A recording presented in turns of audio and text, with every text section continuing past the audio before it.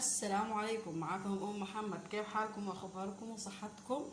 ان شاء الله تمام. انا اليوم حاعمل معكم فوشار. هنا سخنت الزيت، اضيف الفوشار، تشكيله معكم الفوشار بطريقه احلى ان شاء الله تعجبكم. انا قاعد يسخن كده، ارش لي وحبه ملح، حاجه بسيطه. شفتي رشه ملح عشان انا حاضيف لي شوكولاته. حديكوا كده حاجه، حاجي اوطي عليه النار واغطيه زي ما شايفين كده. هنتظر عليه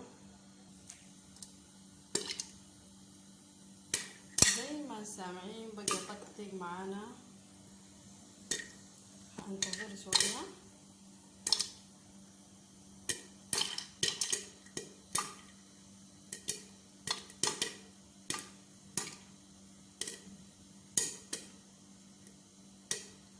المرحله خلاص استوى، فتح كل الفوشار زي ما شايفين. انا عندي هنا ماكنتوش حلاوه عاديه، شوكولاته. ممكن ما عندك نوتيلا، ما عندك شوكولاته مكعبات، ممكن تضيفيها كده وهي حاره. يعني الفوشار حار والحله حاره، نجي نحرك فيها كده.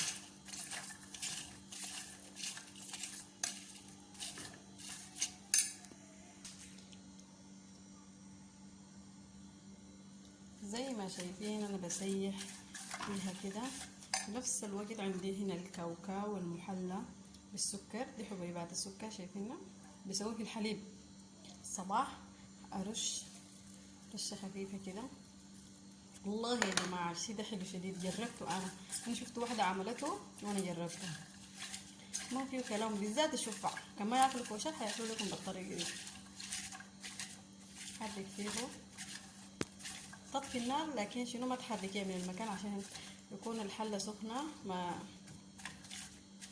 تبرد عليك الحله.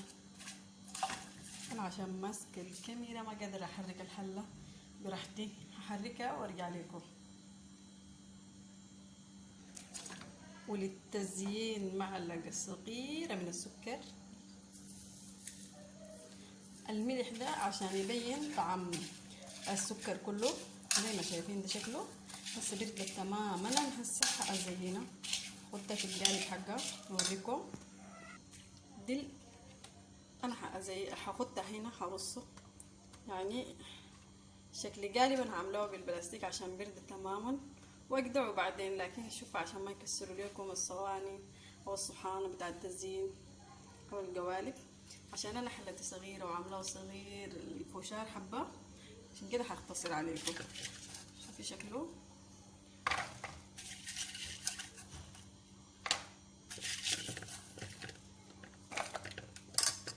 ده الشكل النهائي. جماعة شوفوا حاجة مبالغ، والله ما فيها كلام. جربوا والله العظيم هتشكروني جدا. دي شكله نهائي. ومع السلامة. وما تنسوا الاشتراك في القناة وعمل لايك. ومع السلامة. هجربوا لكم. انا ضبطه قبيك لكن هجربوا لكم. شوفوا الشوكولاتة والكاوكاو والسكر. السكر عامل زي الحبيبات من فوق. مع السلامة، بالصحة والعافية.